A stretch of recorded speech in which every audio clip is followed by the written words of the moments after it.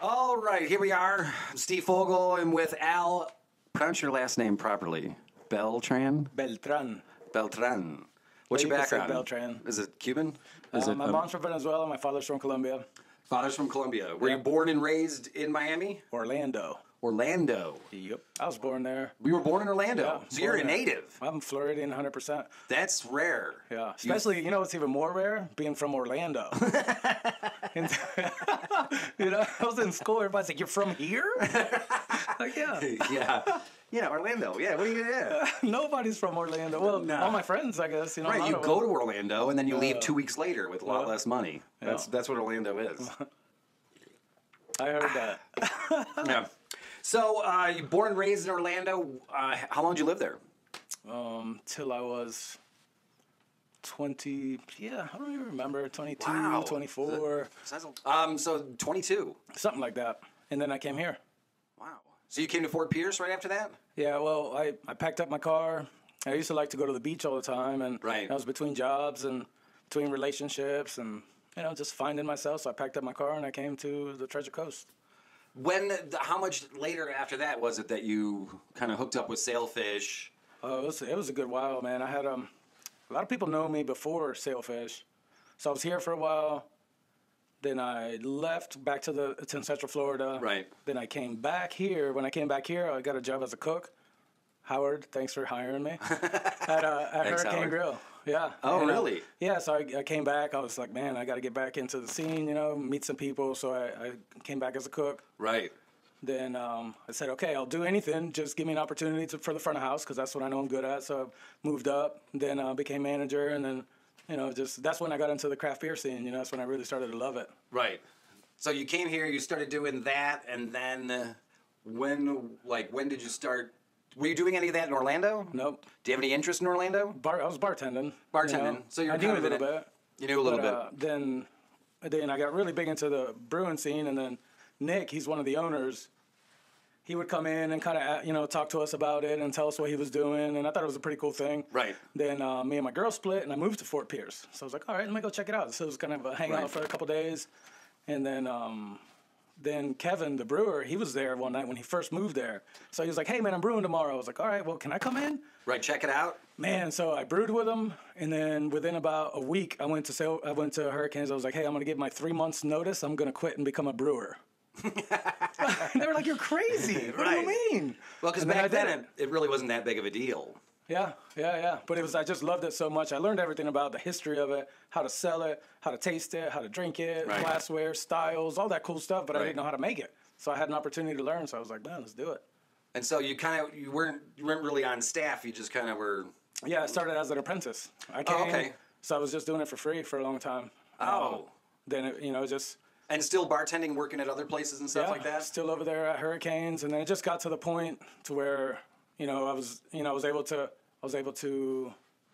I don't want to say help, just introduce, different things. I was like, hey, man, Right. I run front of house. Maybe, can I kind of help a little bit? Hey, let's do this a little Right. bit. Let's do this a little bit different. And then, and ended up making me general manager. I became head brewer and marketing and events and. And that was when they used to be located. They weren't exactly located. Oh yeah, it was up here. the road. Yeah, I ended up moving there. Like where Piers Cider is. Yeah. So as you're doing that, you became general manager and stuff like that. When did you start with the mobile business? When did you come up with that idea? So that's not my idea. So it's a little different. So I was there for a while. We grew. We came over here to the new building, started on the new system, and then I just kind of decided to keep on going and doing things for myself. I ended up going to Stewart for a while. Got out of the business for about a year. Kind of let it all. Right. Mellow out, and then so I teamed up with Bottoms Up Mobile Bar Service, and they've been doing it for years. I want to say 18 years, and they just kind of brought me on, so I've been helping them out, and then we are now opening the bar across the street. Fantastic. So you have the double name on there. You've got it's Bottoms Up Public House. Yeah. So when you say public house, like every town used to have a public house. Okay. So it would be like the O'Houlihan's public house, or it'd be Smith's public house. All right. So Bottoms Up, that's the mother business, and that's what the license is under. So this is the Bottoms Up. public house. Okay, so it's connected with the mobile business? Of course, yeah. Okay. Yeah, that's our licensing. That's everything. Okay. And they're the ones that brought me on and give me the opportunity to kind of help make this place awesome. Well, and let me ask you, the thing I find most interesting is the music. Your idea of the music that you're bringing in, like the style. Yes. How describe it? How would you? Well, so when it comes to the music, a lot of people, they know about Cosmic Barley also. Right. That started when I was at Sailfish. After we moved over here, I don't know what it is. Music is something beautiful, and it just it's always clicked in my head. Right. But I ended up teaming up with Jason. What's up, buddy? My buddy Jason Perini. And he started introducing me to some amazing music. Right. Like, he knew all the people. It was awesome, Right. He's like, hey, man, I know this band. Come check them out. And I would listen to them like, oh, my God, they just blew my mind. Right. Yes, I want to hear them again. So we just kind of started booking at Sailfish. Sailfish let us bring in, some really cool bands and that kind of stuff. So we just decided, funny thing about the name Cosmic Barley, he's like, man, I got this name, and I just, it should be something really cool. And he told me, as soon as he said it, I was like, all right, let's go online. Let's get this domain. This is ours. Check this is it. Awesome. But the name means something. The name is. Yeah. So Cosmic Barley. We work a lot with jam related music.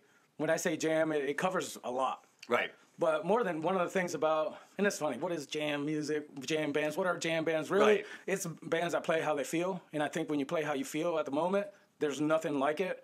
There's forced notes. Right. There's some people that can recreate a song absolutely perfect every time, and I love it, and it's beautiful. Right. To me, it's just a little bit. I connect a little bit more because I can feel exactly how they want to play that note at that moment. Right. And they could play the same song 5,000 different times if they play it 5,000 different times, and that's what I like about it. Right. Because when I talk to somebody, I don't want them to try to act like something that they're not feeling at the moment. I want to talk to somebody and, hey, this is how you're feeling. It's okay to feel the way you're feeling, and I want to feel it too. Right. I'm a feels kind of guy, All right, so the Cosmic Barley, Yes. that's like we were discussing the name. Yeah. So that's the both of you. Yeah, that's Jason and myself. Okay. That's how it started now. I have my girl Caitlin and Lori, that's his wife, and they're big parts of it and help out in so many different ways. Caitlin does all our digital media with Nova Graphic Design, and it's kind of started, it was a dream, hobby, but now it's a full-on business, and it's really cool because, Jason's really just taking it by the horns right now because I got my head in here, but that's the beauty of it because this is going to be another leg of it. Yeah, good partnership. Yeah, because we're going to start booking a lot of our bands here. So it's just all coming together. It's just kind of how, and it's just life. And who are some of the bands? Give me some of the... Oh, man, there's so many awesome bands. Like right who now, have you been working with lately? Well, we have Billy Gilmore and friends. Billy Gilmore is from The Grass is Dead. He's actually local right here out of Stewart. We have them coming next Friday Fest, which is awesome. Grass is Dead, so we just had a headline. Our Cosmic Barley Fest was a huge music and beer festival we had. Right now, Tasty Vibrations, I'm really digging these guys. I can't wait to get them out this Right. way. So it's so many. Bonnie Blue, we had them for the first time. Joe Marcinek is an amazing musician, plays with so many awesome musicians.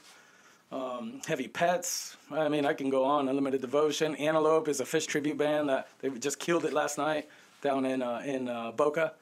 So there's so many, man. And what's your more recent, the most recent gig that's coming up? Because we got St. Patrick's Day coming up. Holy cow! So that's kind of a cool thing because I remember when we did the St. Patrick's Day festival for the first time here on the street when we first opened, and now it's become such a huge thing, and now we're opening up a bar really close. So we have a big parking lot. We're gonna have 2 stages now. We're gonna have the one on 2nd Street and the one right here in Marina Way. Right. So we have this band Free Range Strange coming, which oh man, I love that name. You want to shake your booty, Right. They just jam. It's like a jam, grassy blues, like psychedelic. It's fun, man. Right. You hear it and you just can't help but bounce. And what date is that? That's going to be March 16th. March 16th. So we have String Assassins on the 2nd Street stage. We have the Humdingers, another local favorite, which I absolutely love. We got Smoke Fog on our stage, Johnny Dead on our stage. You got Rivertown, which is actually the lead guy from Rivertown, Gerald O'Sullivan. He's very Irish. So it's so traditional and amazing. They're cool. They're great people. They're great musicians. The downtown is going to be electric that day. You go back and forth, back and forth. Yeah, that does it. Sounds good. And Sailfish is really heading up Total Street thing as well on 2nd Street and stuff like Yeah, that. yeah, They're having a huge party. That's where the Humdingers are going to be. That's where Right. String Assassins. So they got that whole block. So I'll be going back and forth the whole day. we're gonna do like the St. Patrick's Day traditional early morning drinking stuff. 8 o'clock in the morning, $1 Guinness. So see us out there. I'll be there. The earlier the start, the better the prices. So at 8 in the morning, you could get a shot of Jameson and a Guinness for $7. That's a pretty good deal. That's a good way to start your day. Yeah. Right, just slide the bacon and eggs over and just do it that way. We'll have food and stuff. Right, you'll be full anyway. Will you come and have a beer and a shot with me in the morning? I may have to do that since you're doing the interview. How about I might have to. Let's take May out. So you I have don't know, to. man. I'm like, look at me over here. I'm about 98 pounds, man. I'm only 4 times that. I'll be honest with you. I had a Guinness once because I used to go to this bar called the Billabong Pub, which was one of my favorite places, and all our friends went there, and they all drank Guinness. And they drank these things like they were McDonald's milkshakes, man. They would. It's easy They would. to. Oh, they were like, oh. So one day, I'm not a big drinker, but one day I'm like, God, you guys make those look so good. I'm like, Jill, give me a Guinness. I want to try one of these things. I had about 3 sips of this thing. First of all, the flavor, and people are gonna kill me for saying this. It reminded me of bile. Like when I throw up, it was so bitter, and it was like I looked at her and I'm like, people like this, and she's like, oh my God, man, people. They drink it. They love Guinness, and I have obviously not got a palate for it. But and the thing is, I even But you worked were for a drinking beer IPAs with me the other day. That was a long time ago. Were you acting? Remember how I said about when people act? Right. I'm around so many great beers all the time. Sailfish Brewing Company right here. It's just amazing watching, the evolution, and then they're just getting better and better and better. I love their beer. Yeah, and I then- love the Sunrise. Yeah, Walking Trees up the road, Side Door, Hop Life, American Icon. I mean, there's just so many awesome beers made so close that I don't drink many national brands often, but I do. If something comes around, it's amazing. I drink it, and I love it. Got a Yingling here. Yeah, man. So I tell people all the time, I like good beer, but I'm not a beer snob. I'll never say, oh my God, are you drinking that? No, man, that's what you got. It's cool. It's what you want right now. Yeah. I like good stuff. Yeah, I mean, But I'm not a snob. We're at the age where we saw people drinking old style, Yeah. Milwaukee's Best, stuff like that. I mean, it's not the same as it used to be, and I'm glad my palate came around. Good. Because Me too. Yeah, but I'm glad because now I really do like it. Like I can taste what everybody was getting so excited about in the beginning. So earlier when I was talking about feels, I like a lot of new feels. So like with going back to the music a little bit, every time you hear something different in a way that you've never heard it, different arrangement, frequencies coming at you, however, it stimulates a part of your brain because it's something new. And it's the same with flavor. Mm-hmm. For you, it's the same with art. The reason why you create such awesome stuff all the time, and it's not just it's not just a painting. You take it that much further, and how you can interact with the piece, and it that resonates with me because there's something that type of stimulation when it's something different that I've never experienced. Right. I live for it. Mm-hmm. That's why I drink so many different beers all the time. That's why I like that kind of music. That's why I like art. Everything, every sense. I like to look at cool stuff. I like to feel cool stuff. I like to hear cool stuff. I like to taste. It's just it's almost like an addiction with what it does when your brain feels, senses, smells, loves smells. Everything. All of that. Yeah. So that's. Well, you're like how you're describing it. You're kind of creating like a whole unit where it's an experience. Yeah, everything. Where the smell, the beer, the music, everything about that experience kind of all ties together. Yes, and that's kind of what we're going for with the new place. Like it's just an extension of what now, we speaking value. of the new place, you've been working on that for a while. You've been watching me. You've got the freaking paper on the windows.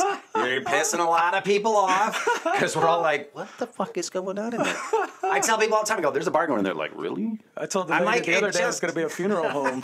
She was like, what's going on there? Is that a funeral home? She's like, really? Okay. A retail spot. That's we're selling caskets. Nothing wrong with a funeral home. No, we're not knocking funeral homes. No, that's not what I'm doing. Right. No. That would be very depressing, and I would be very upset to be moving in next to a funeral home. So I saw that you were going to do like a vinyl night, which I think is phenomenal. Yes. Do you have? I mean, so describe that a little bit. Okay. Well, going back to the feels, the way vinyl sounds, you can't recreate it with anything digital. Right. Virtually impossible. Right. Maybe they've tried. I don't know. You may know. Yeah, they've tried, but it says virtually. When I say virtually, because albums are selling again, so they obviously haven't figured it out. Yeah, and I actually have a little collection. I'm going to be working with Mr. Josh. He's getting married soon. So we're going to be working with him. He has amazing turntables, an amazing collection, but people can bring theirs in. So you can bring, as long as it's not all scratched up. You know, Josh, right, he'll check it out. He'll be like, I am not putting my needle on that. Right. And he's got the power to do it. So if you got nice records, you want to bring them in, we'll play them. If they suck and everybody, after each song, we might say, hey, guys, what'd you think? And people are like, oh, sweet, nice. We'll keep it going. But if everybody's like, get that off of there. I'll beep it out. You can swear right now. So, then, we'll take it off, and it's only good fun. But I think it's, it's going to be something really cool to get people involved and, to be able to experience something in a way that it's not conventional at the moment, in a public setting. There are some great places that do it. Right. I just like it, And you got a great stage in there? Oh, yeah. Yeah, man. So, entertainment is going to be a huge part of what we do. It's going to be lots of great craft beers, because I love that. Mm-hmm. Craft spirits, because I love that. And once again, these are all creations. These are all human beings like you and I. Right. Putting their heart and soul into something. That's an art. And, oh, my God, so much of an art, you know. And being on the brewing side, you see how much of an art, just as much of a science. But, I mean, at the end of the day, it's all coming from your heart, from your mind. So we're going to be a platform for everybody to be able to showcase what they do. There's that kind of interconnection. I don't want to say I'm like a hippie when it comes to it, but I live on that, on vibrations and what we offer. We're all made of the same stuff. So there's something that holds everything together that's kind of unsaid, unseen, but you can project, right? And you can absorb, and you can channel. And once again, it sounds kind of deep, but that's just a big part of my life. Right. That's how I live. I like to, I think it's going to be a stage for all of that. So we built the whole place with acoustics in mind, sound panels. We're going to have house sound tech, house sound. You're going to come in and, everything that we deliver, the beer, we're going for the right glassware. Right. The cocktails are going to be all, You're putting a lot of thought to it. A lot of thought, in every little thing, from the service, once again, to the lights, the sound. Yeah, but really it's more about delivering an amazing product. And if because people can drink anywhere. Yeah. So you got to give them a place that they want to drink. Yeah. And I don't want to say anything, but I got a sneak peek at the place. I kind of was helping you move something. I'm not going to tell anybody about it. Tell me if you like it. I love it. Okay, good. I love it. The lights weren't on or anything, but and there wasn't any real good art in the wall. But we're gonna work on that. And I think it's a fantastic space. I mean, I think you're gonna be absolutely fine with it. I was excited to see the stage. I know you've got great bands. We talked about that. You also mentioned that you're gonna be doing like cross brewing.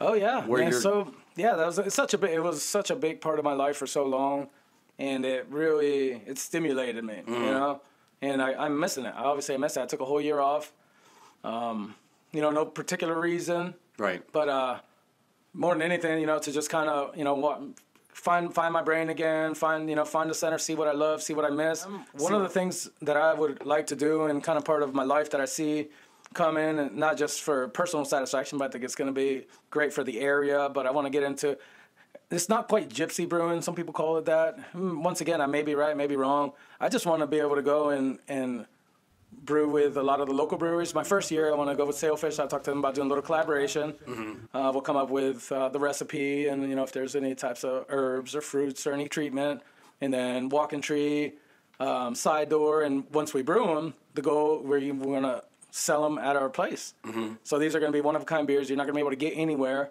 I'll be able to be there. I'll be able to talk about it. We'll bring the other brewers in, introduce the beer, maybe do some pairings with it. So once again, we're talking about like delivering a product. I want to be able to deliver something that you can't get anywhere else. Right, and it'll be a limited run. It won't be something 100%. You're just right. It's going to be one time. We go, and it's going to be a small batch. And thank everybody and ahead of time for allowing me to do it. I've spoken with a lot of the local breweries. By the second year, I want to start doing the whole state of Florida. Going down, maybe Wynwood. Hey guys, if you're listening. Or, well, there's a lot. Funky Boot. Oh yeah, there's so many. There's so many. So we got Juke coming up from Miami. So Juke is a band that the type of music they deliver, I think it's so perfect for Fort Pierce. Right. It's once again they jam out, which is one of the things that I love when they play their songs. They play them. They play them how they feel, and you listen, and you just feel it, man. Right. You know. Well, like you're talking about, what kind of music is it? What I get from it, I get some like New Orleans style, kind of like a funky, bluesy, jammy. Just it's magical. Right. It's magical. It's another. What you'll notice, a lot of the stuff that we book here, we want people to move. We want people to dance.